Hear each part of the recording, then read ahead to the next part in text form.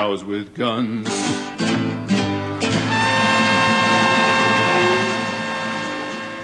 Thank you, everybody, for watching. We are back again for another showing of the Atheist Experience. I'm your host today, Ashley Perrien, and my co-host this week, Don Baker. Good to be here. Welcome back. Thanks. We are live today. It's November 21st, and we're being sponsored by the Atheist Community of Austin, a non-profit educational organization promoting positive atheism and separation of church and state. We have weekly meetings every Sunday at Crescent City Beignets on 6th Street, a couple blocks west of Lamar. Those start at 11:30 and are open to any atheist-friendly people. You're more than welcome to come down and meet us. It's very informal, very open. Just come down and chat and meet up with a couple of us. There's usually not all that much structure to the meetings. That is every Sunday at Crescent City Beignets at 11:30. Save the third Sunday of the month when we have our lecture series at the Austin History Center on 9th and Guadalupe. Today was the third Sunday of November, so we had a lecture, Dr. Moon Draper. Soon to be doctor. Soon to be, okay. Right. In the final stages, apparently. That's right. Of a PhD. He gave a talk on Darwin and Mendel were clueless and why we shouldn't teach evolution in schools. A bit controversial subject, yeah. Yeah, I came in there wondering definitely what is this about. So, but it ended up being an excellent lecture. It was very worth it, as all of them usually are. They've always been excellent. But this one took an interesting tact on it, which I kind of didn't expect, kind of did. In that you shouldn't teach evolution in schools, meaning just don't say the word. You can still teach everything about it, just don't call it evolution. Right, the whole natural selection thing and Exactly. all that. But evolution's, I guess his idea is that evolution's become kind of a lightning rod, and it's effectively inhibiting it being taught and some other things being taught that need to be done, and inhibiting funding at a federal level for all sorts of things that are going to help us live longer and lead better lives. And so Yeah. And also, and he was also for teaching creation science. Yeah. Which is a fairly controversial statement, I think. So Yeah, we had a few words on that one. yeah, and most of us don't agree. I can understand his point. His point generally, in summary, I think I've got this more or less right, is what people are now trying to do is saying we need equal time for different theories. So if you're going to teach evolution, that's fine, but we want equal time to teach creationism. And if you're not going to let us teach creationism, then you can't teach evolution either. Right. We've got to throw them both out. Right. So therefore evolution gets, or the good science gets sabotaged in the process. Right? Yeah. So his point was bring them both in, so at least you get to teach the evolution. And hopefully you'll be able to teach students well enough so that they can see, the wheat from the chaff. Well, there's that, and then hold the the other side's feet to the fire to actually do science. Right? Hold them up to the scientific standards. Right. Peer-reviewed journals and such. Right. Nice idea. Don't know if I so much agree with it. Yeah, we've seen a lot of sneaky stuff done by the ID folks, the One, it's Discovery sneaky, Institute. And two, it's talking about students having the desire to find the truth. Right. And look at these two ideas critically and determine which of these holds more water and decide based on the evidence which is right. Yeah. Knowing some of the people that I've seen go through schools and graduate, I don't think that's going to happen all that often. Right. It will with some, most definitely. So Moon may have a more optimistic view of humanity than and maybe some of us do. And very often I do. I think I'm usually more optimistic of humanity than many of the people in the group. But I don't know if I'm that optimistic. We'll beat that out of you. We'll beat that out of you. So I don't know. But anyway, I mean, it was an interesting lecture, definitely. I brought up some very interesting points. I like the idea of holding them to the same standards and say, fine, if you want to be taught alongside evolution, start proving yourself. Start giving some evidence. Yeah, and I think that was a big thing during the debates, the textbook debates on evolution last year, when there was a big debate about it. You know, yes, you can bring stuff into the textbooks in the classrooms that has been, you know, through the peer review process, you know, and really is science, right? Yeah. And then hopefully you're choosing the best of that, and you're distilling it down in such a way that people can understand it, in the transformation to a textbook. But they haven't even done the first step. That there's very little, almost none. There's getting to be a couple little peer reviewed things, but those folks are, you know, having to go through that, and that's what they have to do in order to you know, you can't put stuff in the textbooks just because you want it there, or because you like that wishful thinking or whatever. And I'm also of the opinion that generally I would like to see high-ranking scientists, people who are in the field, in the industry, know what they're talking about, to kind of decide, here are the important things that should be taught in science classes. Sure. Have mathematicians saying, here are the things that people need to know. Historians saying, here's what we need to do in history class. Science is not democratic. Just because everybody wants to hear a certain theory doesn't mean it's worth hearing. Yeah. And I think by and large the curriculum works. I mean, there's you know, a lot of mechanisms in place to actually bring in external reviewers and such, and it's just this evolution issue ends up being a lightning rod. And there's definitely an agenda on one side to turn it into something else. So you had some other announcements. But yeah, that was again, that is the lecture series that we have on the third Sunday of every month at the Austin History Center. Those start at 12:30. The next one will be third Sunday of December. I don't have the actual date in front of me. Do we have somebody lined up for that one yet? Not yet. No. Okay. No. So we don't have anybody lined up. I don't know exactly what weekend that is. It may be close enough to Christmas to kind of say, we'll just have a normal meeting or something. I don't know what the turnout's going to be like. Yeah, it's far enough away. I think it's the 19th. Yeah. Okay. But that's still a ways off, so we will see what we will see. As soon as we get details, we'll make an announcement. We'll watch the website. Exactly. Okay, other regular things that we do. Every Monday, we have an announcement that we're bringing back again. We kind of went on hiatus for a while. Godless Gamers.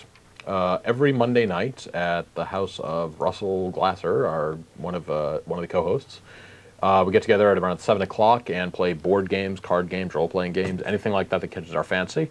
All members of the ACA are invited, and if you want directions or more information to that, go to our website, atheist-community.org. It's on your screen, and you can write to the webmaster, and he will send you details.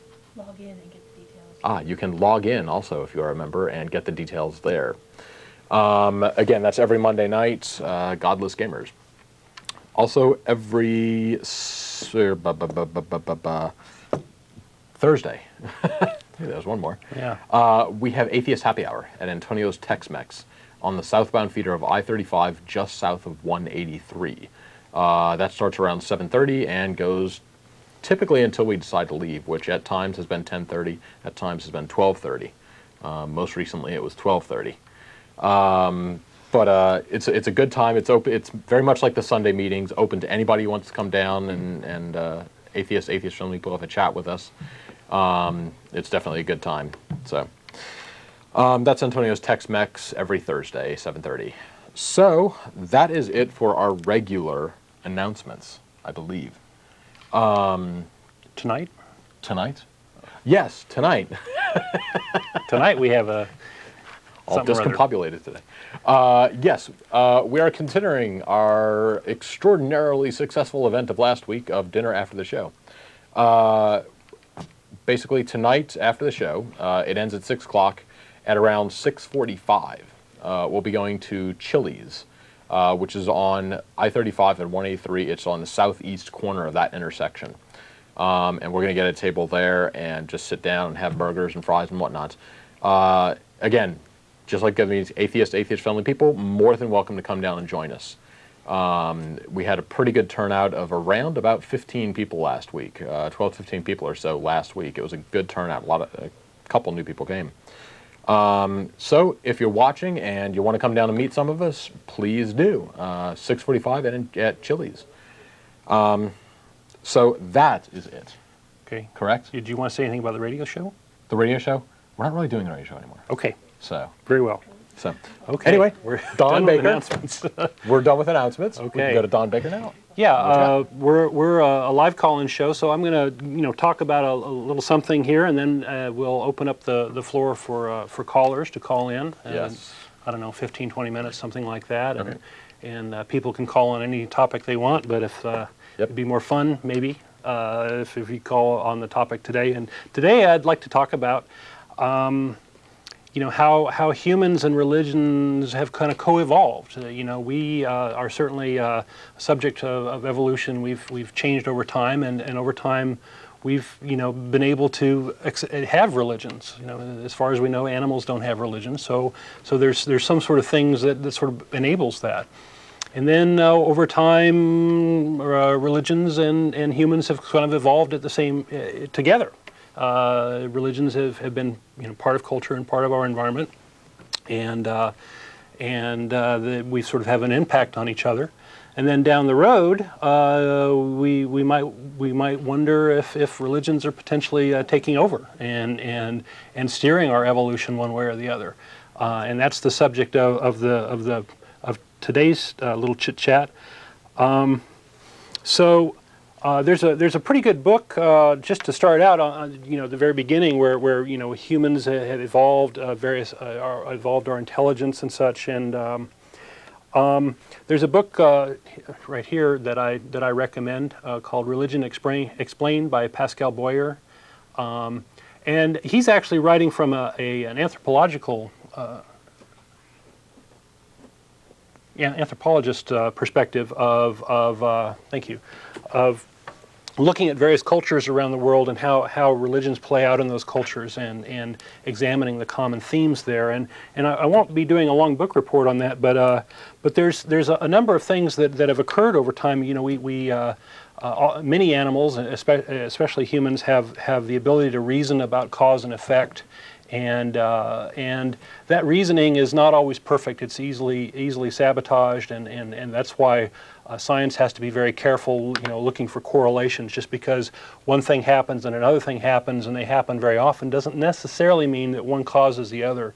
But in simple situations where we're out in the environment, we're hunting for food or whatever, we don't necessarily run up against these some unusual circumstances very often. So we tend to reason that way, and so this causal reasoning is something that we it plays into this. So for example, if you think God is helping you and you pray to this God and things turn out good, then you might remember this cause and effect, this seeming cause and effect, and you might say, oh, well, this is how this is going. This is how this works.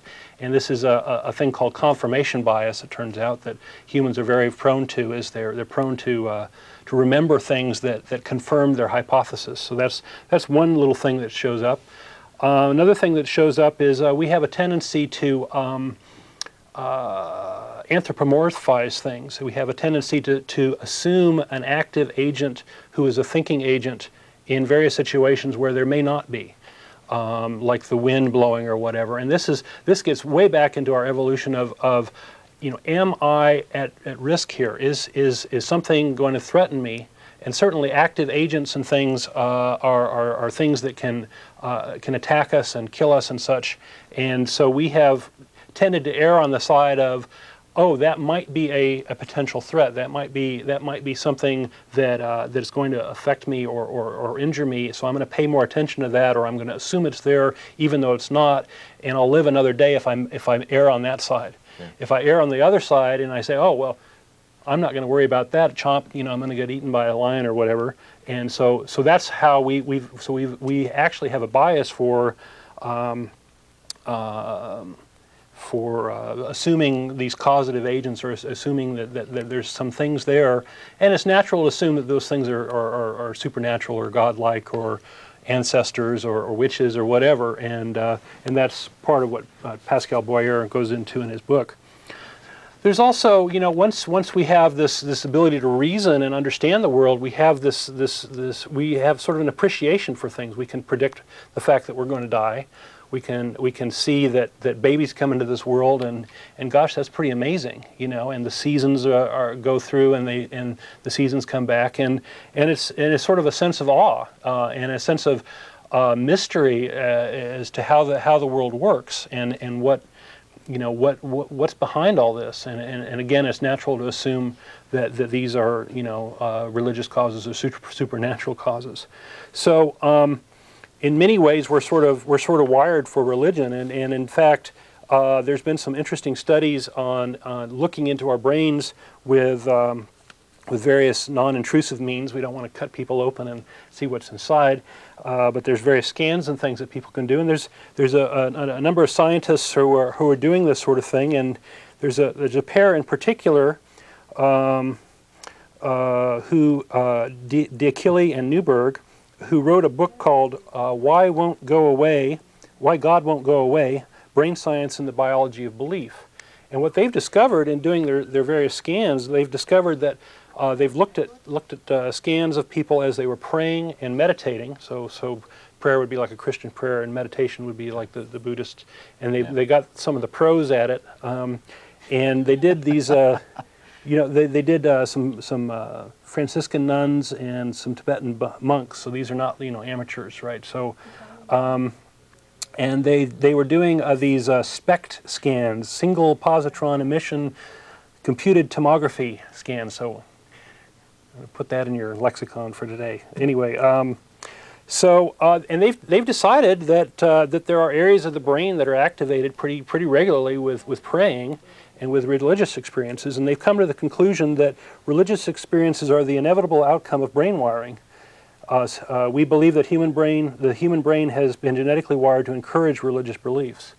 So there actually is sort of neural pathways that get activated during prayer and other religious experiences, and this gets back to what Ashley brings up all the time, is this like brain wiring or brain chemicals are the source of a lot of our things. And oh, by the way, this article was published in the National Catholic Reporter, I think they did a pretty good job of doing it.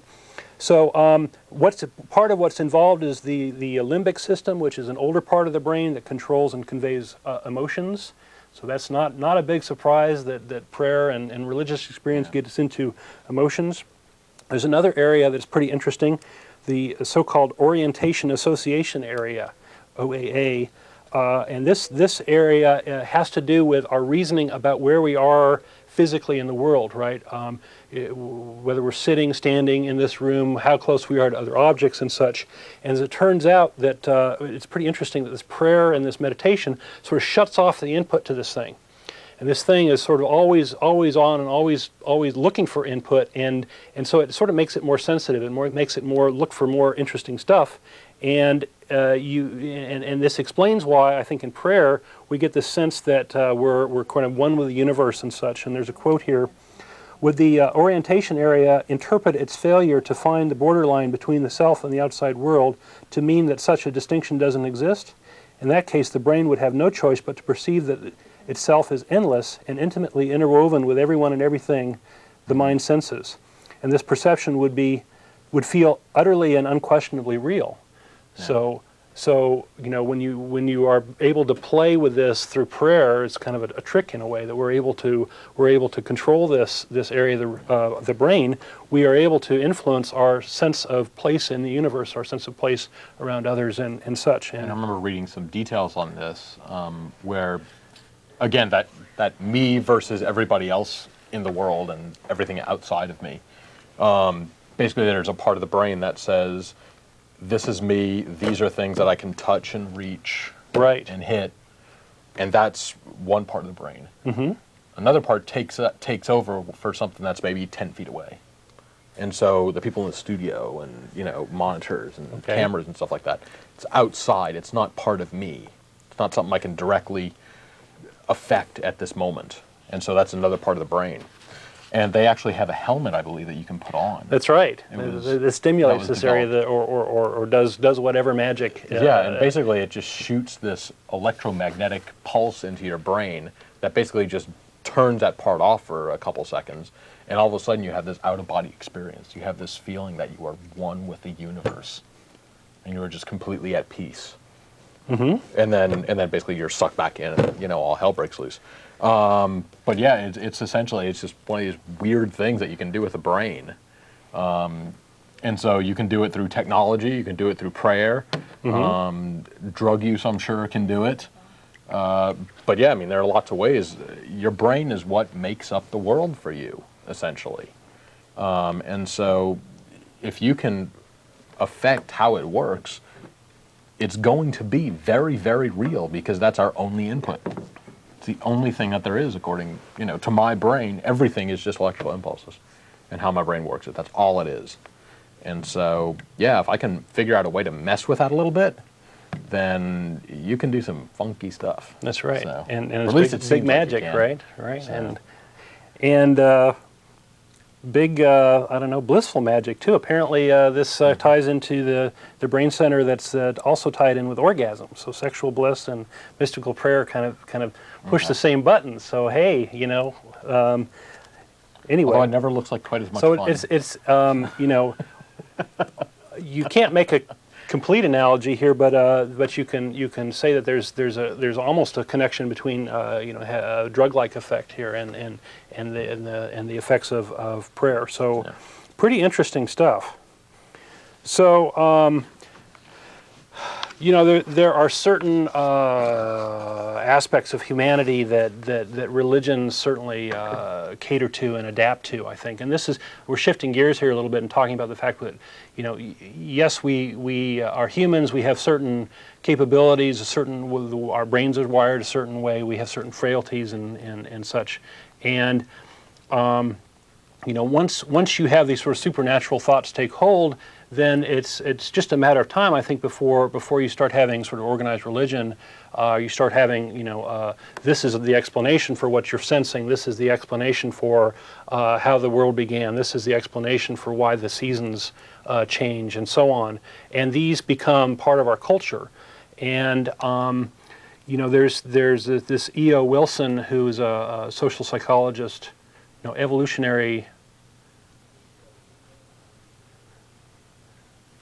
Dealing with evolution and psychology and how cultures evolve and such, and he has looked into this idea of gene culture coevolution. That is, that one sort of influences the other and back again. Yeah. So then there becomes this question of, well, if you adopt certain religious beliefs, does that give you some sort of advantage over people who maybe don't have those beliefs?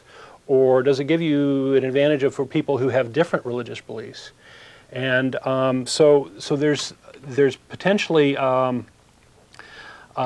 situation where we might have certain religious beliefs sort of pushing others out or being favored over others, not only on a cultural front, right? Where certain beliefs are better because the stories are more interesting, or because they explain more, or whatever, or they make you feel better, but we also have the notion that maybe people equipped with those beliefs will go out and do survive better, right? So they might be better hunters. They might have more children. So that's one of the things I want to hit pretty hard today is this notion of religions influencing our breeding, and that's the reason for the song about the cows. So what are some of the adaptations that we can have with religions that might help? If we have a social organization caused by a religion and a social structure that is sort of organized by a religion, I think that's certainly an evolutionary advantage, right, over people who don't quite get organized and don't build societies and such. So I think it's not too surprising that we see religion as part of our social fabric, and so we end up now. over time, Christianity certainly and some of the Western religions have evolved quite a bit, and they have changed. And one of the ways they've changed, I think, is to help propagate themselves more. And this gets into this notion of what a meme or a bit of culture, a cultural pattern that can replicate itself using the human host. And you can judge the success of a meme by the number of copies there are in the world, right? The number of hosts infected. And so you can kind of come at it with a virus analogy. You can come at it with a computer virus analogy where there's a notion of infecting others and such. Or you can think of it as a life form, or you can think of it as just culture. And we're just looking at one pattern in culture that is replicating. So some of this is discussed on this website, christianitymeme.org, if you want to look at that further. Richard Dawkins is the guy that coined the idea of a meme. And he's basically putting forth the premise that memes are alive, that they're a type of living thing. They're not like alive like DNA alive, humans and animals and funguses and that sort of thing, but they are patterns that repeat and can evolve in the sense of adopting other cohorts and traveling in bunches and such. Okay, so if we take a look at Christianity in this perspective, we can take a look at how maybe it has basically become an entity in itself that we can anthropomorphize and think of as a living thing looking for its own survival. And certainly, if your goal in life is to control more people or have more hosts, one great way to do that is to set up a breeding situation where you're creating more in the way of human children. And if we look at some of the big hot button items today in the news that Christianity is pushing on, we have the contraceptive information being inhibited. All right, we have the miseducation about contraceptives. We have the birth control pills being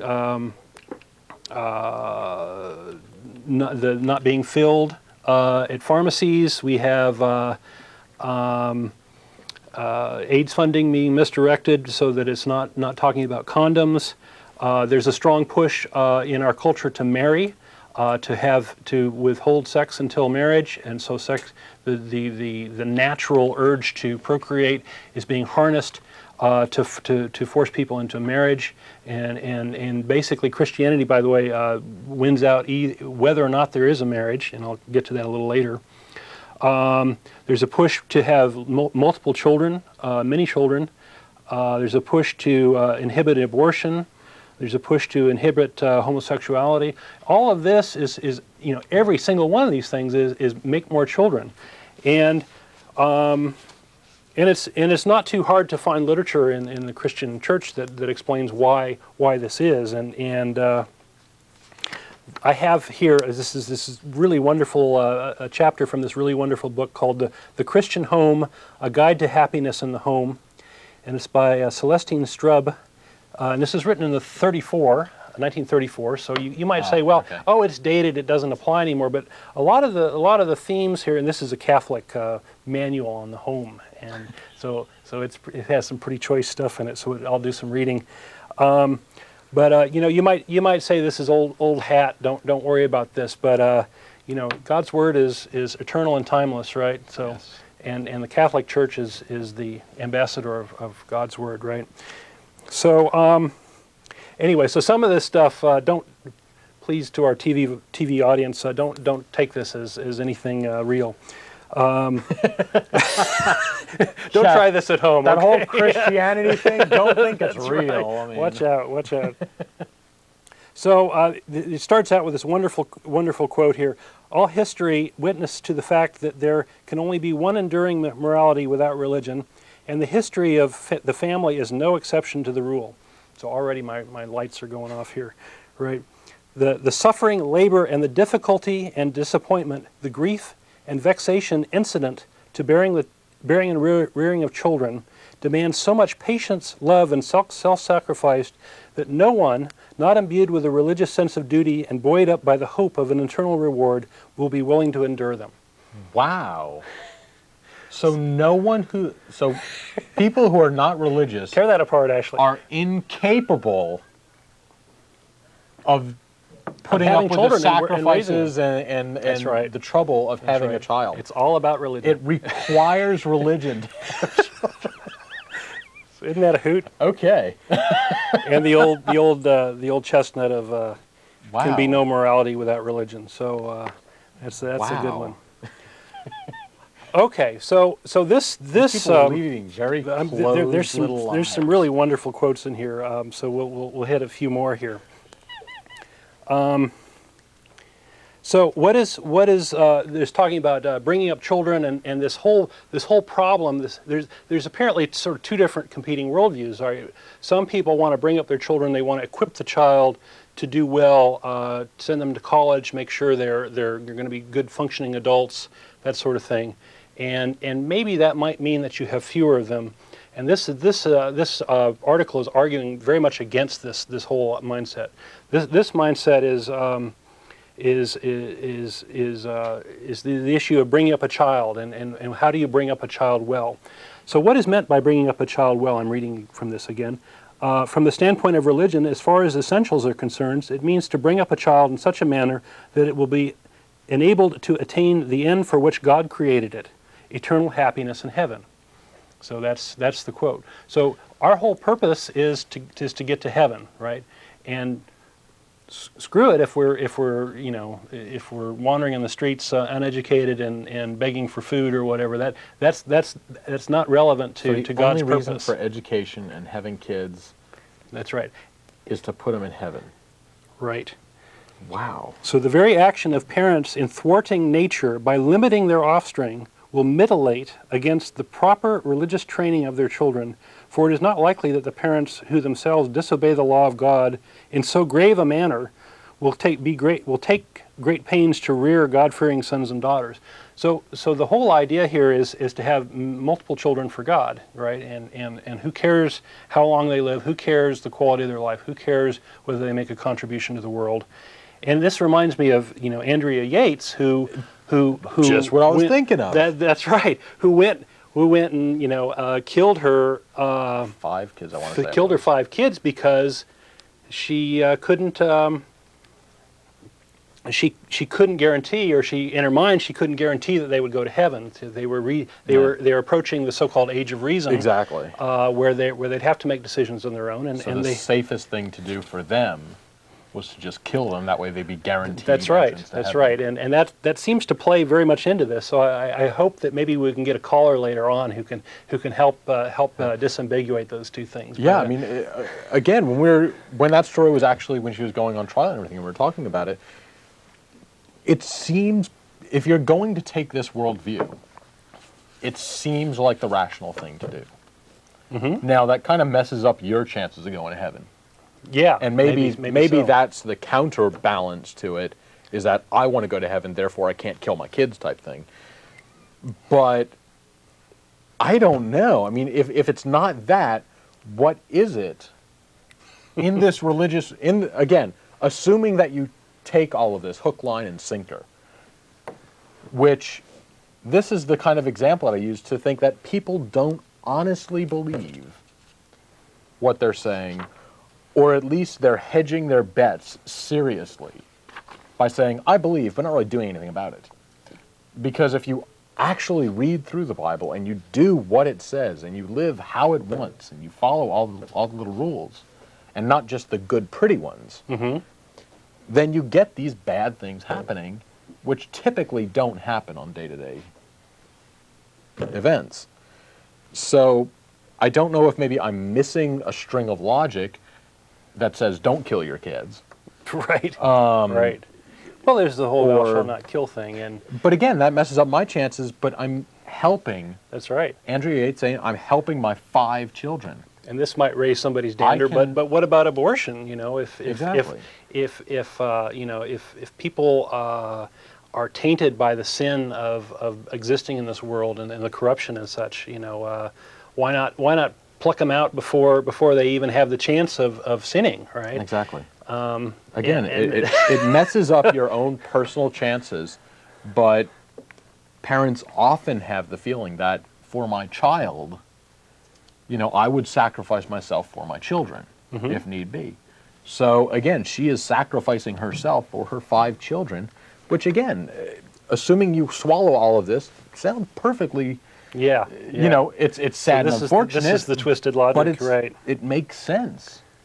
And so if anybody is watching, please call us. Yeah, call us. What is we'll going open the on? phone lines a little bit later to do that. Am I missing a string of logic? Yeah. Or do you not really believe what it is that's in the Bible?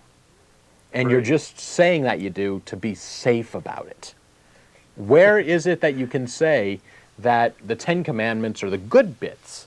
You don't kill, don't steal. That's the good bits.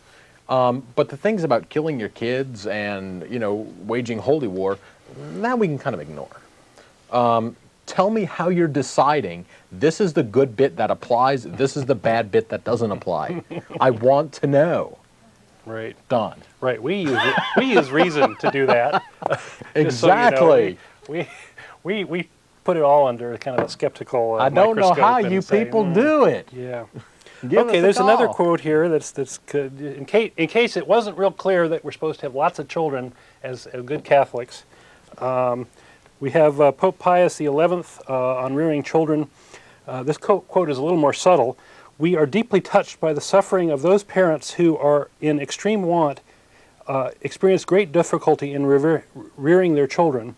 However, they should take care lest the calamitous state of their external affairs should not be the occasion for a much more calamitous error. No difficulty can arise that justifies the putting aside of the law of God, which forbids all acts intrinsically evil. There is no possible circumstance in which the husband and wife cannot, strengthened by the grace of God, fulfill faithfully their duties and preserve in wedlock their chastity unspotted. Okay, and what this means is that if you aren't out there making lots and lots of kids, you're basically going to piss off God and He's going to get you. That's basically what that means. Okay. So.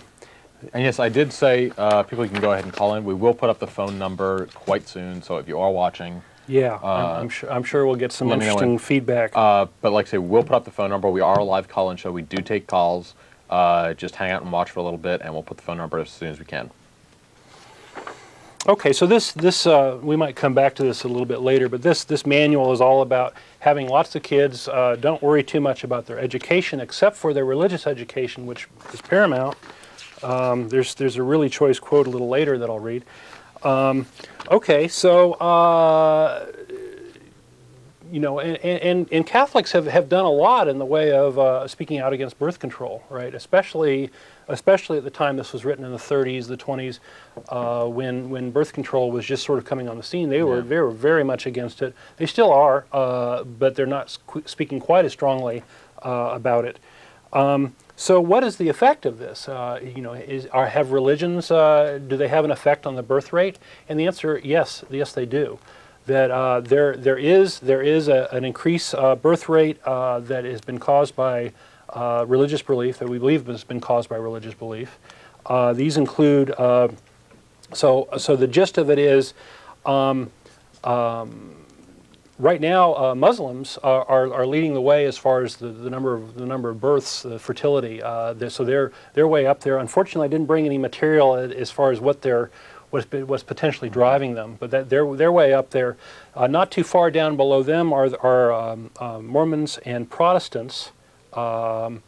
And Protestants is an interesting thing, but we'll come back to that. But the Catholics is down lower than that, which is surprising. But it turns out that the Catholics have had a very high birth rate for a long time, and that has dropped off recently. So I'm not sure the factors behind that. Perhaps in the U.S.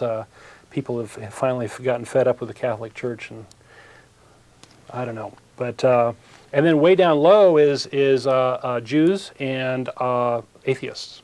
So atheists are among the lowest, turns out. So, as far as sheer numbers of believers, Christians seem to be doing the right thing, or these religions seem to be doing the right thing of making more believers and getting more people.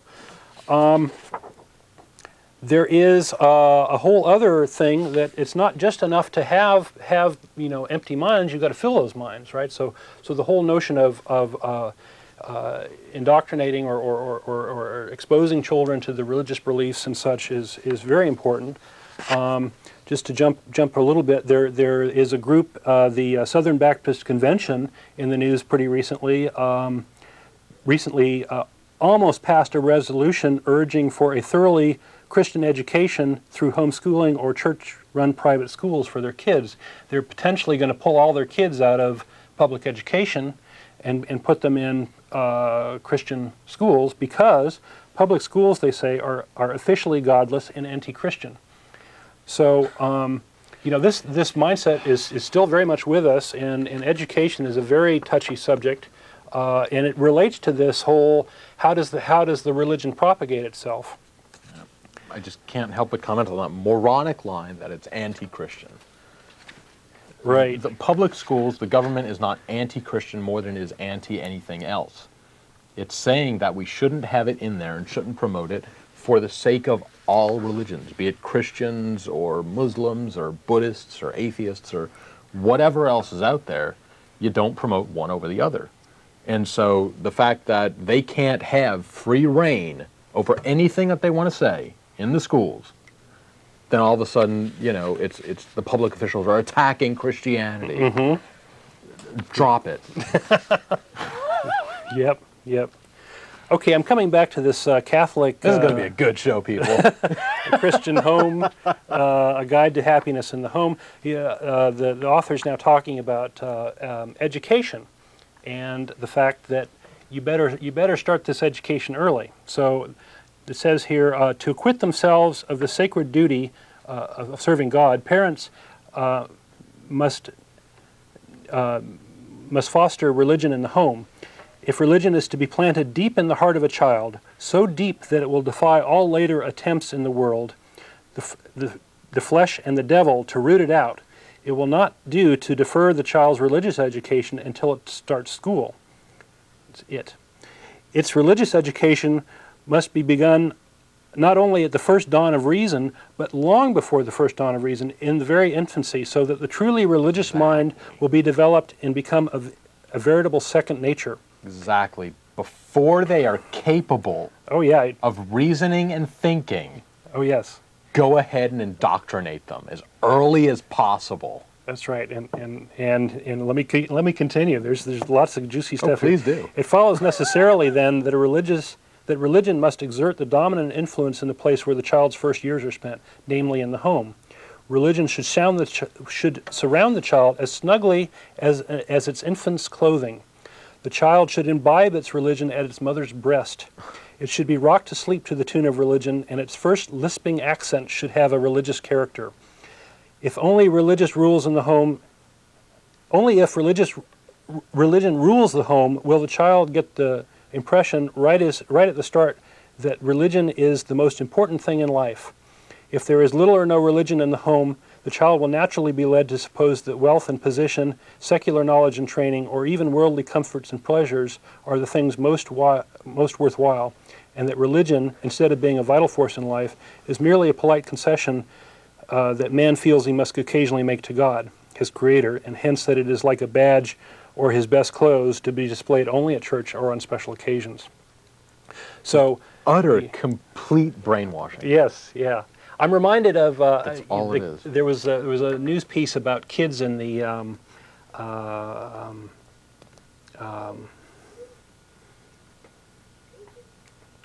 Ireland.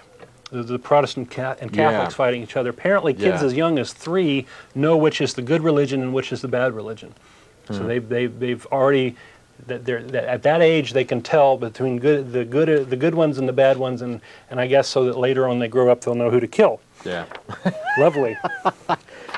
Okay. Do we want to go and take a couple calls before we continue? Or let me kind of wrap this up a little bit here. Okay. So we have religion. We have religion sort of propagating itself, and it begs the question of where is all this going? Are we part of a breeding program? Are we being bred by the religions? I think part of the answer is yes. We do have this sort of separation. We have people finding other people of the same religion and having children with them, and we do have this sort of separation between people based on their religion. And in the United States, Christianity is kind of the main one, and then there's sort of everybody else. So we certainly in Christianity have a big push to have more and more children. So and the birth rates and such are outweighing the others. And I think that Christianity or people are being bred by religions, and that was kind of the punchline of my show. And I think it's not just Christians being bred. I think it's atheists being bred too, because we have this situation where atheists are because of this religion being a big sort of gap between people is sort of hard in relationships to bridge that gap many times. I think we have atheists or people for whom religion is not so important hanging out with each other and bringing up families, and I think we have this sort of split.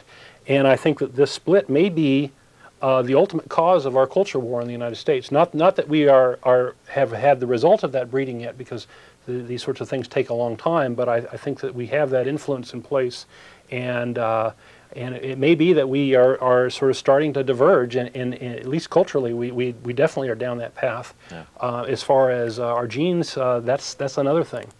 So I guess with that, maybe we can put up the number. Okay. All right. Yes, if you are watching today, it is Sunday, November 21st, and we are live today. Phone number will go up on your screen soon. Just a quick reminder before we get to calls, we are going out, a couple of us, after the show to Chili's, which is on the southeast corner of I-35 and 183, just after the show. Meet for dinner. Any atheist-friendly people, more than welcome to come down and meet us.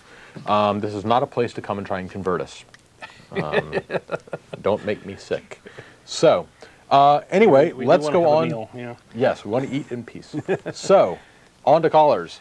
We have got Bob. You there? Yeah. How you doing? How y'all doing? Pretty well. What you got for us? Well, that split that Don was talking about, it has always existed. It's not something new. So it has existed, for as long as recorded. Yeah, as long as we've had religion.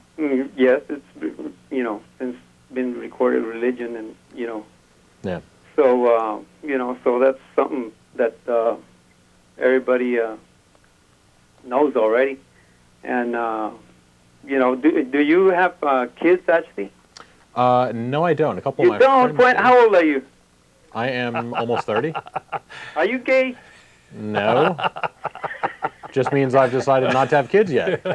How about you, Don? I don't have kids. We got two guys right there talking about kids and everything, and don't have not a single kid between both of you. Does that somehow? Come on, how old are you, Don? Does that invalidate everything that's been said? No. I'm just. Okay curious. then. Yeah, so what is the actual rather not point get to be too made? much into our personal stuff. So. Yeah. So what's the actual point to be made? So you are talking about viewers about raising kids, where between both of you, you're probably about close to 80 years old. We're not, adding both we're not your ages. telling people how to raise their children. Don't have a kid between you. Yeah, we're not telling people how to raise their children. It's embarrassing. You all. You're just talking about killing kids, not raising them. Yeah, that's. Yeah, Because apparently we're not really giving going parenting anywhere. advice necessarily. So, yeah, we're not giving we're just parenting advice. Pointing out this influence that's there and potentially the effects in the world on that. So. Yeah. And again, that parenting. It's not a parenting guide. It's just on Christian. It's a guide to happiness in the home is what I read from. Okay, so Christian homemaking. Yes, and it does talk a bit about parenting, and I only pulled some quotes from the first chapter. So yeah, that actually reminds me. They had the book. We reviewed this a couple years back. It was a book by a Christian organization called Shepherding a Child's Heart. And we racked that book over the coals on this show and the Nonprofits Internet Audio Show. Basically, it was a book that just says that, here's the biblical way to raise your kids and how they should be beaten. Oh, right. Corporal punishment. This newfangled timeout thing, that don't work. You get yourself a stick. And it went on about that. It told how and how often and how hard to do it so that other people wouldn't notice. And it says that... That's pretty scary. Exactly. It goes into explicit language saying, we know not everybody agrees with this. So what you should do is beat them in private. All right, hide it. Wait till you get home and you can close the door. Then you can unload the can of whoop ass. Just don't do it in public because some people child abuse, in my opinion. But it was really, really scary. And again, this back of this parenting book, which was for parents to be reading. If you look at parenting books sometimes, in the back they have references to other books saying here's where some of the ideas came from and stuff like that. Other parenting books and philosophy, or not philosophy, but that type of thing. This one had Bible verses. Oh yeah. Just references. You want to know more about this concept? Then go to, first chapter of Corinthians, chapter 8:22 or whatever. There's some very brutal stuff in the Bible, especially towards children. Yeah. Yeah. So, anyway, back to more callers. We have got David. You there? Hey guys, how's it going? Pretty good. What you got for us? Hey, I just want to say you guys do a good job of making the show interesting every week. I've been watching you for the past few years since I moved to Austin, and you guys do a real good job at Thank you. Keeping it interesting. But I just wanted to comment. I think it all goes back to the kind of the coercive, the old coercion tactic.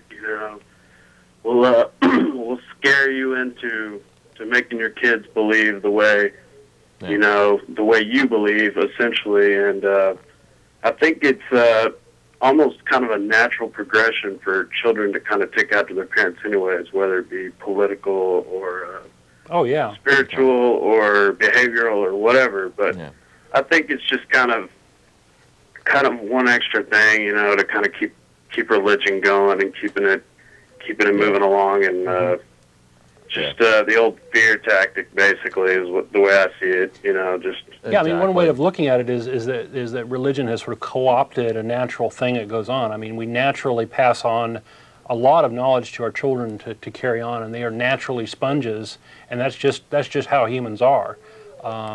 Children learn an incredible amount of just stuff in the first few years, and if you can throw religion in the mix there too, that's what better way of getting it, as this quote said, hardwired in the kid's brain early on. So yes, I agree. And I guess that's pretty much all I had to add. Okay. Thanks a lot, guys. All right. Thank you. Thanks a lot for calling. All right. Go on to you, Edmore. We have got Jason. You there? Hey, how you doing? Pretty good. Hold on, let me mute my TV right quick. Hold on. Yep.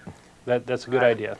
I just wanted to, you hit on an interesting point about, you were talking about if you wanted to not prevent your kids from going to heaven, but if you wanted to ensure them going to heaven upon birth, your rationale was if you're going to believe in religion and heaven and sin and everything like that, Exactly. It seems to logically follow, but... You should kill them before they have a chance to sin. Is that what you? Well, that seems to be the logic. Is if the goal is to have as many kids in heaven, and that's their purpose in life, then it seems to me, you wouldn't risk any chance of hell at all, right? I'm just sort of, following the argument. I'm not saying that that's what Christians believe. I certainly may misunderstand it, and I'm hoping that people can clarify you that. Definitely misunderstand it. I'm not a hardcore Christian or anything like that. I'm actually working through my own faith and everything like that. And you guys are atheists and everything. That's fine. But what you're saying is basically that goes against any sort of moral fiber that religion would try to incorporate. Do you believe in murder yourself, or Well, I'm quoting from a religious person, right? Yeah. Well, no, we don't advocate killing. In fact, we think that's really an awful thing, right? So. Well, I would hope so. Basically. And that's part of the reason why we brought it up, is we think this is very, very odd sort of, reasoning. So how is it that if the goal is to get as many people to heaven, and there's this danger of hell, how is it that you optimize, right? If that's the whole purpose of parenting, how Well, no, what's the best way to do that? It's not to ensure that your kids get to heaven. The purpose of parenting is to ensure that's that your kids live a healthy life. To ensure that your kids do get education.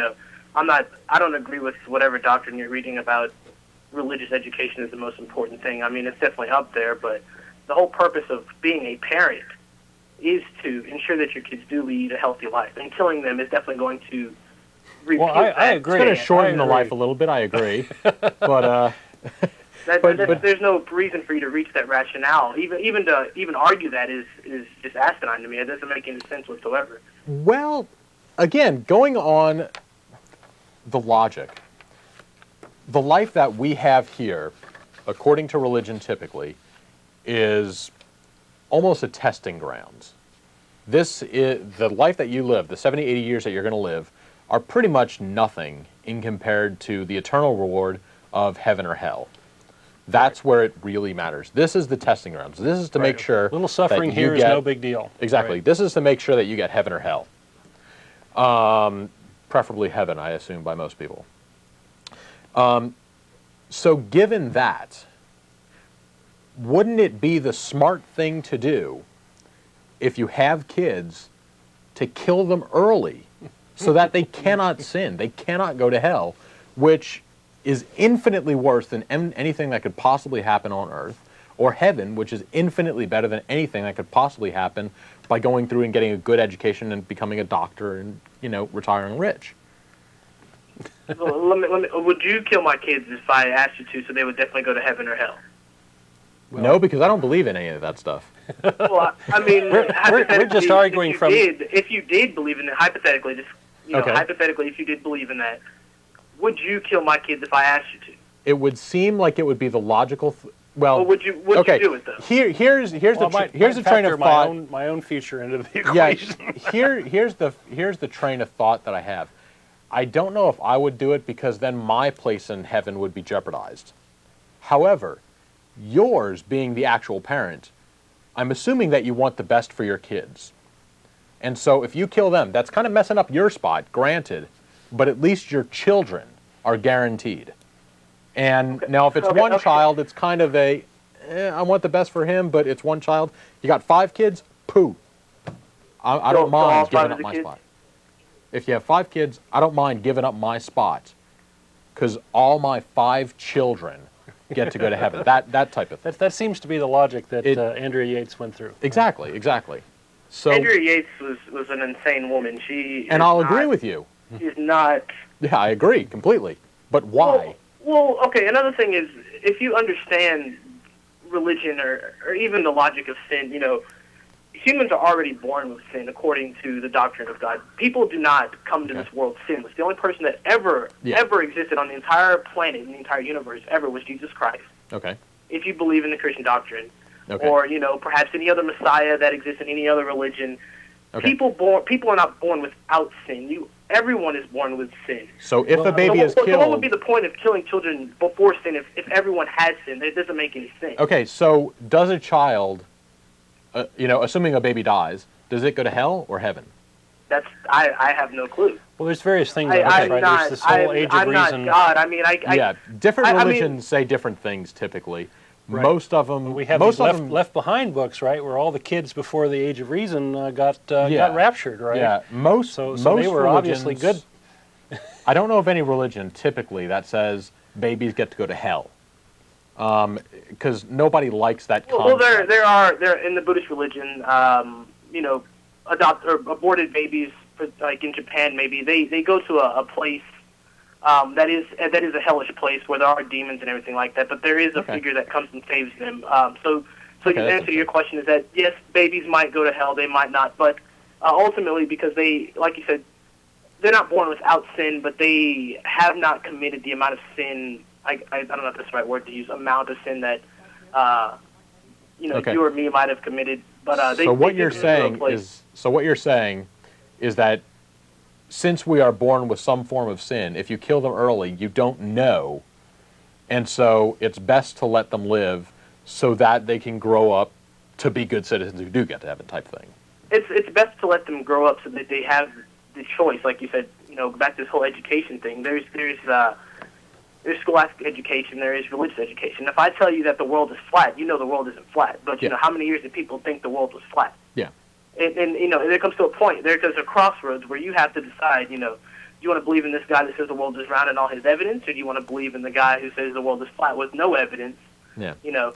And while I agree what you're saying is that, you know, education has a certain value to it, and growing up, getting good education, good job, and so on is a good thing. Again, just my earlier point was that all shouldn't matter so much as making sure that you lead the good life according to the Bible to get to the heaven. Well, the good life also incorporates, you know, helping others. It also incorporates doing what's right for other people. It also incorporates, you know, worshiping God and living a righteous life. So that you get to go to heaven. And not killing your kids, definitely. It was not a good way to get to heaven, and teaching your kids not to kill their kids is another great way. Infinite reward that does factor into a lot of this, right? Yes. So, okay. All right. All right. Well, I have one more question, Okay. if you don't mind. Sure. I don't really know what like atheists believe. Like, what do you think happens when you die? Do you just, is it like going to sleep, or I mean, if I came and killed you right now, would you be terrified, or would you not care? I'd be a little bit pissed off, yeah. Why? Well, I mean, what would you be mad about? There's nothing after death, and there's no point to this life, so you might as well kill you now. Yeah, but there is something before death. Fear of dying, or I like my family. I have a lot of good friends. I enjoy my job. I got a new car last week. That kind of rocks. it does rock, yeah.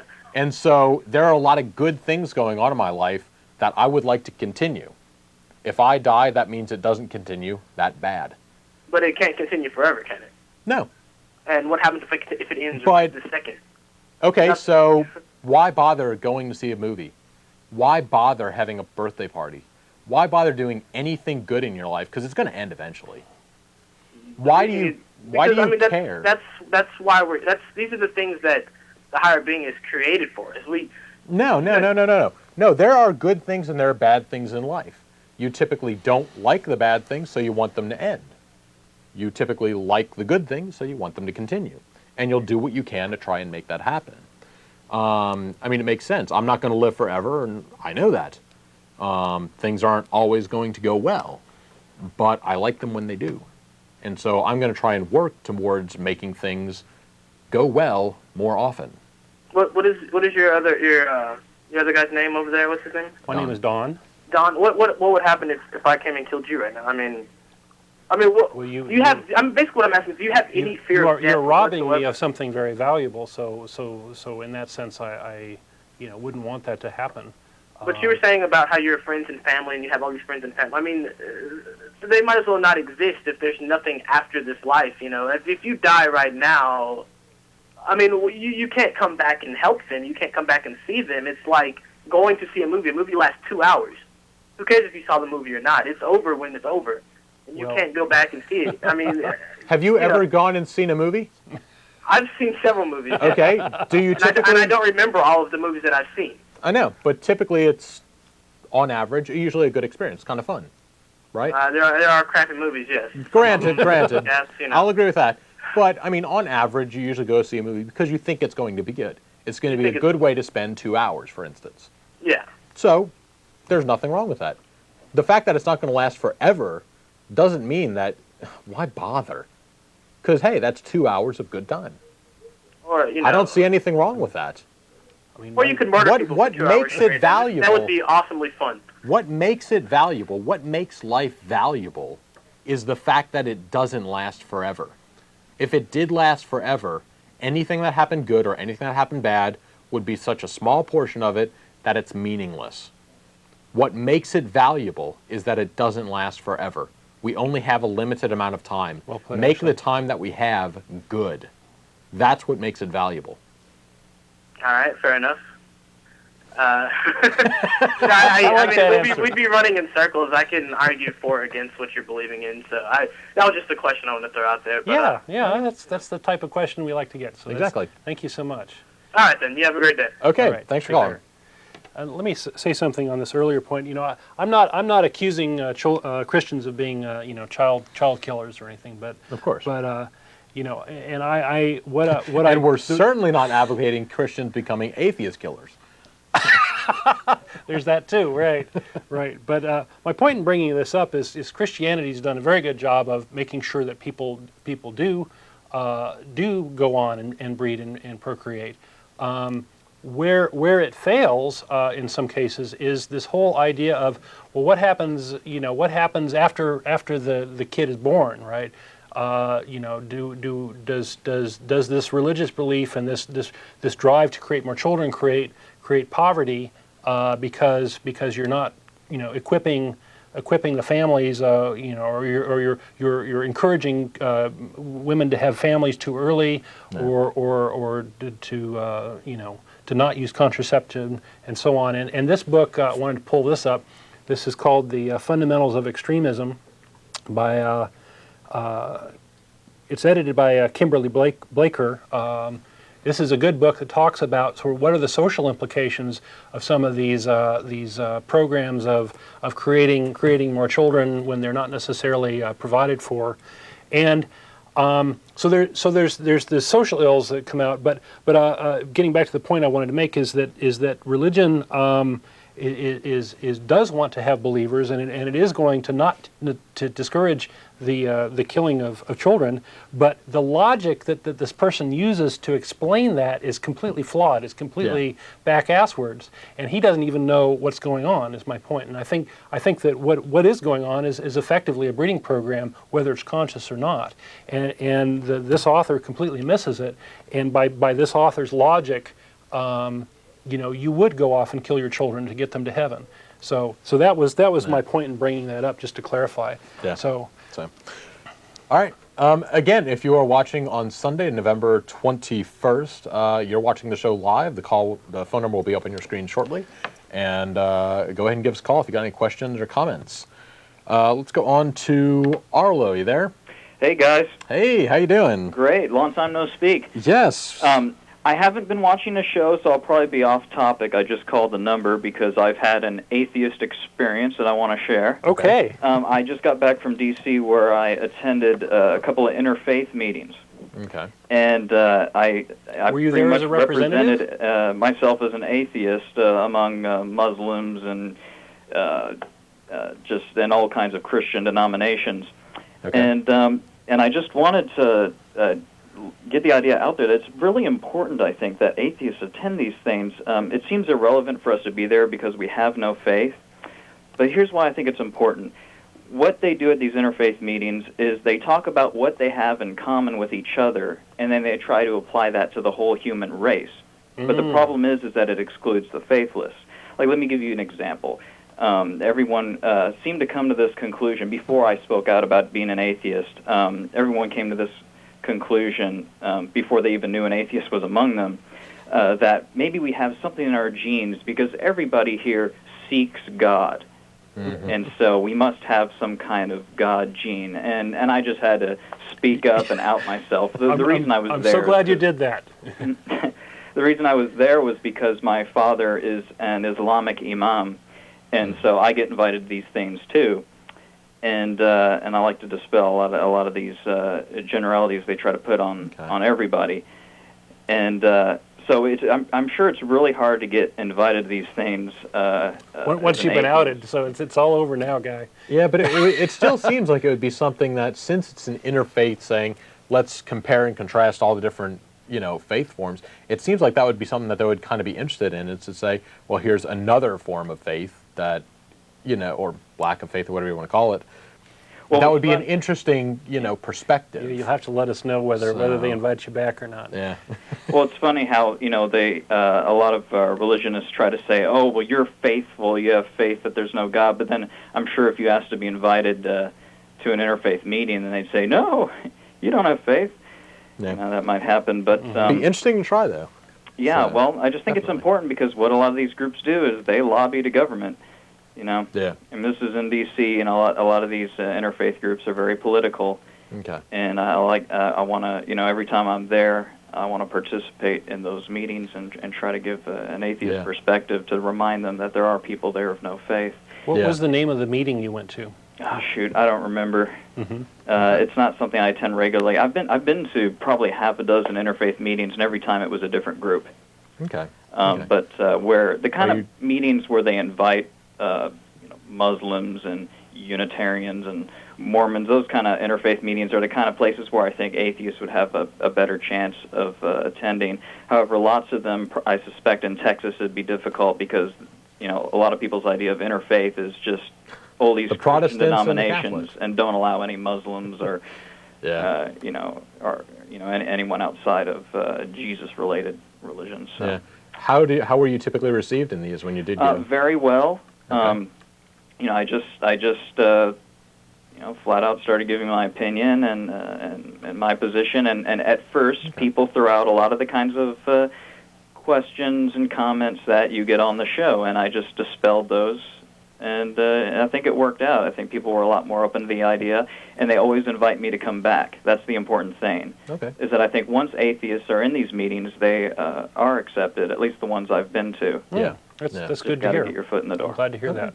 Excellent. But I just wanted to share that. Yeah, it's good. So, Good all idea. right, well, keep up the good work with the show. Okay. Welcome back to town. Hey, thanks. Okay. Talk to you later. Later, guys.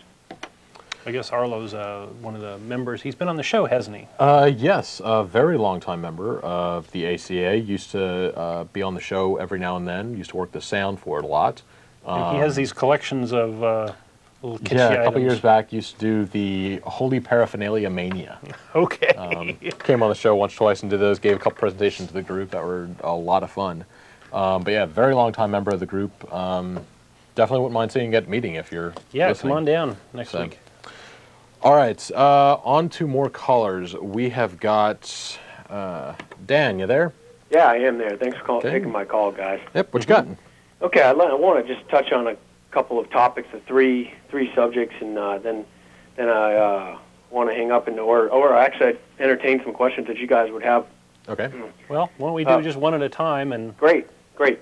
Well, the first of, I think you guys were reviewing a manual, and really, me being a Christian, I think that some of the things that I see as far as Christian writing, I'm always first skeptical if it's not the Bible, and just because of interpretations that man will have, sometimes is not true if it's not out of the Word. And so I would, and no matter what religion that is, I would why say aren't that you with skeptical atheists, about the Bible? Whatever religion there was, I would be first skeptical about that because it's not the Bible. And so some of those. Why do you make an exception for that? I'm curious. Excuse me? Why do you make an exception for the Bible? Because I have faith. Because of my faith in Christianity. But wasn't the Bible written by people? Absolutely. Okay, Bible so would was it not written by have the same people. kind of bias? The Bible was written by people it was actually written through people, from my understanding. I'm not a theologian, but from my understanding, the Bible was written through people, and it's considered the Word of God, inspired by the Holy Spirit through people. So the Word of God. So, was it written through people? So it was unadulterated by those people. Those people basically were just transcribing exactly what God wanted them to say. It wasn't their interpretation of God's message to them that they then wrote down. Is that what?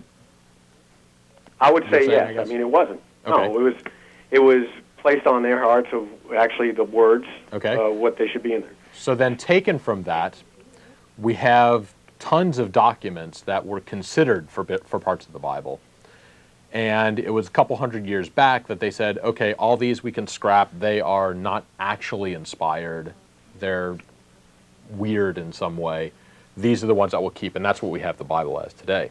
Council of Nicaea, right? Exactly. And also it's been translated several times Sure. from the original language into, modern-day English. Sure, yeah, and there's So- all kinds of arguments about that as well. So was it not some corrupted through any of translations that are better process? than others, and Yeah. what describes better, and then all kinds of things like that. And then if you start judging which ones are correct, Okay. and I can't say that some books aren't written through God as well. Okay. Now, my other subject I was going to talk about was just killing in general. I mean, first of all, I mean, I believe Andrea Yates was really a psycho as well. Yeah. I mean, Yeah. if she said that she killed her kids because God told her to, that's one thing. But I mean, I don't know that he did or he didn't. But I think she was just psycho, and I think that. Well, again, I think from what I remember is that she did it again to save them from hell. She had the idea that they were going to be infected by demons and they would learn reason and become corrupt and go to hell. And so it's basically to protect them from that, that's why she killed them. It's not God said do it, it's that other people were... Let me interject a question here. Do you believe that people have more children because of religious pronouncements? Well, I'd probably agree with just the statistics that I've seen, yeah. I mean, do I have more children because I'm a Christian? No, I don't think that's right, but I think there is... Yeah, you have trouble on an individual basis, right? Because an individual is making his own choices, but certainly there's I think there's... group. Yeah, this group thing, aggregate behavior, right? Right, and then does the Bible say that we should have as many kids as we can in the most, in the quickest amount of time? I'm not sure it says that as well. So the extremism is probably a good point. But as far as killing to avoid sin was what I was going to get to. Okay. I agree with the caller, I think 2 calls ago, who said that we are all born into sin. And so her killing her kids may or may not have saved them from sin or got them to heaven. Okay. And the only way we can get to heaven is through faith and by grace. And then it leads to my next subject of Christians breeding so they're Christians. I want to bring up my kids, and I have kids, and I want to bring them up in a Christian household, first because of values that we get from the Bible, but then I hope that they become Christians. I don't necessarily think that my daughter, that she's 2 years old, knows that or has faith, understands that she's saved by grace because Jesus Christ died for her. I don't think that she would go to heaven because of that. Now, similar to me, I was brought up in a Christian household, but I don't consider myself a Christian, or did I consider myself a Christian till most recently in the past 5 years. So I would say that even though Christians are having kids, it doesn't mean that they're having Christians. And similar to my subject, and I know several people that is true, and the most people that some of the people that I know that have their hearts on fire about Christ were not Christians growing up. Mm-hmm. And that's just kind of a proof to think about that. Now, okay. Going back to what you said a couple minutes ago, I do have a question on that. Sure. You said the only way is through faith, in summary. To heaven? Yeah. What is, I guess, your definition of faith? My definition of faith is kind of a belief, somewhat kind of a handing over belief that, I don't know, nor do I have all the answers, nor can I logically prove anything. But I know that the Holy Spirit has touched my heart, and I have faith through that. So, assuming that there could be some kind of proof of God, and that it was basically just a scientific and logical absolute that, okay, yeah, God does exist. Something new happens tomorrow. Where would that put faith then? Because you now have evidence. You don't require just blind obedience or... Right, there'd be no sacrifice anymore. Accepting. No. Exactly, it's the standard. I mean, it's obvious. So where would that put faith? Well, let me ask you this. What kind of proof would confirm that everybody, even you, would believe that there is a God? I'm not sure. Well, it would have to be the second coming. That might qualify. Let's put it that way. would be a good step in the right direction. Yeah. But so I think it's kind of too late at that point. Well, not necessarily. I mean, that's not the only way. Assumably, that's a good point. There's that's a race not the condition only there. way that could be proven. I mean, God could come down and stomp around New York City and show Himself and say, "Second coming's coming in 45 years. Get ready." In that case, it hasn't happened yet. Right. And now we have proof of God. So again, where would that put faith? Yeah, that's a good question. I don't know. I mean, I guess it would confirm your faith, or would there be a need for faith at that point? That's pretty hypothetical, but yeah. So I think, going back to the people in the Bible, Adam, Eve, Moses, that type of thing, did they have any faith? They all chit-chatted with God. They had a pretty the intimate ultimate faith relationship. because they didn't have a Savior. Okay, but they did not have faith in God because they had a pretty intimate connection with Him. They talked with the guy pretty much daily.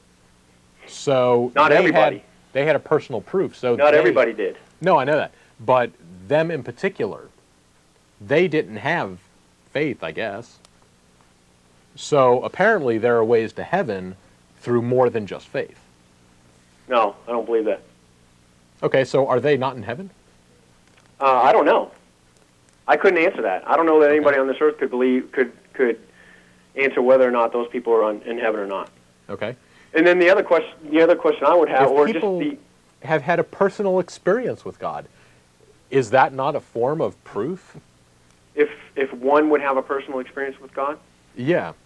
is that not proof that there was a God?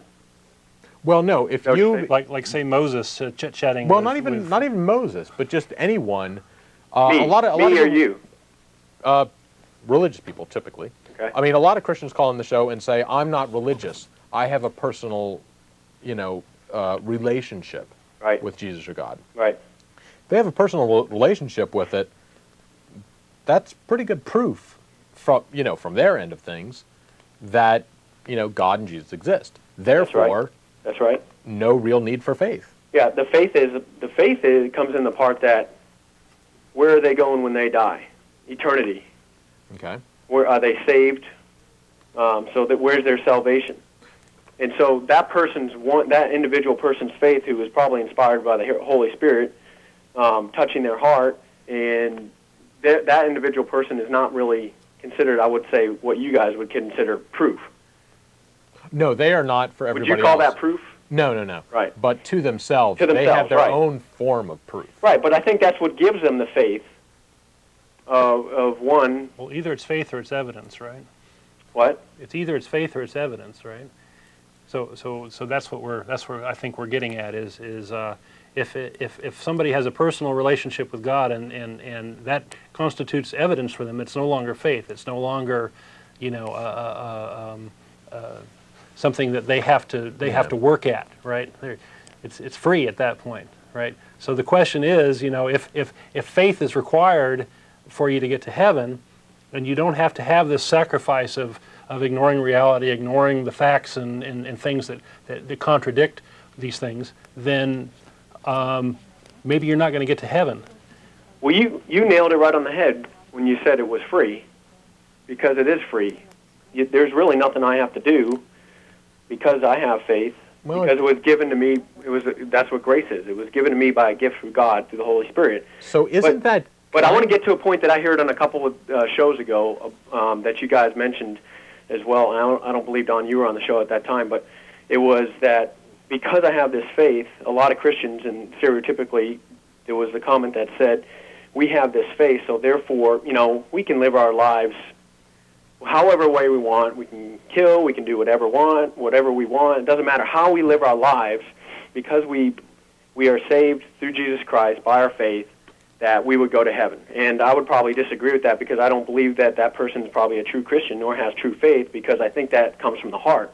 And they would just, because of their faith and because of their heart and their love that they would have, they would not act like that. So it is kind of the chicken and the egg thing. Okay. What comes first? But ignoring the emotional outcomes, I guess, is that not the logical conclusion? That if you have faith, if you believe, if you trust in Jesus is going to save you, that, I can kill whoever I want and do whatever I want in this life because I'm saved. Where is the logical problem with that? There is a logical problem, but I'm not talking about logic anyway. I think that if you would, if I tell you right now that I'm a Christian, okay, and I say I'm a Christian, and I believe that I'm going to heaven because Jesus Christ died for me on the cross, that I went out and killed somebody, I don't think that you could actually believe that I would be a Christian because of just my heart, and because of now I have faith. Like this It's not that I'm gonna go out. And some religions are like this; they're work based. It's not I'm gonna go out I'm gonna do good deeds. I'm not gonna kill, and therefore I'm gonna earn my way to heaven. Okay. That's kind of earning your faith. I think the faith comes first. It has an impression of love on your heart, that the Holy Spirit is in your heart, and you have faith, and therefore you do not do those things, and you try to live your life a certain way because of that. There are a lot of real good Christians currently in prison right now. Absolutely. So absolutely, what went wrong? I agree. What went wrong? I think that probably were... So they need more religion? Because is that the idea? That their faith is not strong enough? No, we have... Just because they're in prison here on earth doesn't mean they're not going to be saved in heaven. Well, you just True, but that kind of means that they did something you pretty just said bad if you do against- something bad, you don't have faith. No, I didn't say that. I said that probably didn't mean that I was a Christian in the first place. So if I they're not. did that. So It they're doesn't mean not that I Christian. wouldn't do It that. seems like you're changing the definition just So- No, all right, and include the I agree people with what you're saying. I agree with what you're saying, but it doesn't mean that I'm saying that you could doubt that I was a true Christian if I would do that. Not saying that I wasn't a true Christian. Now, there's Okay, people I even see. in the Bible, when we see. talk about David, David was an Yeah. adulterer, he was a murderer, and he went to heaven, well, from what the Bible says. And there are people that can go to heaven that may say, or that may commit sin, Yeah. right? Obviously, but if... So So do you hold on a minute. I got a question Okay. here. How do you feel if children are born into sin? How do you feel about them being tortured for all eternity for their lack of faith? I don't have an answer to that. And I there's... find that reprehensible. That just creeps me out. That. Well, I don't know that you could think that'd be true. Nor Well, that's the conclusion, right? Right.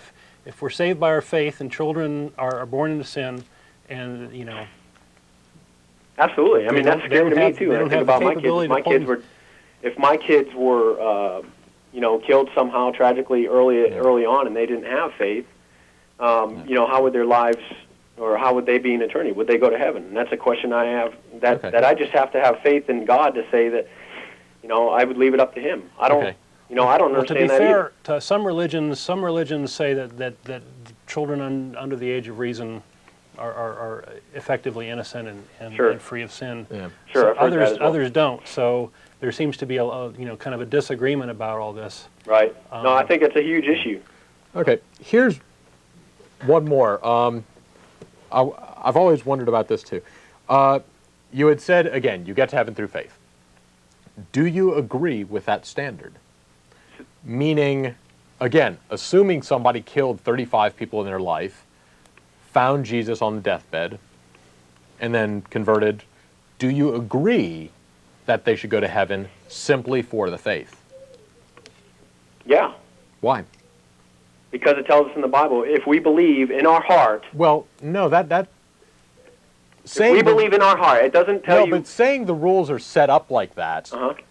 and take it or leave it, that's how it is different from saying I think that's right. I can know what the laws of this country are. I may not agree with all of them perfectly, but I know what they are.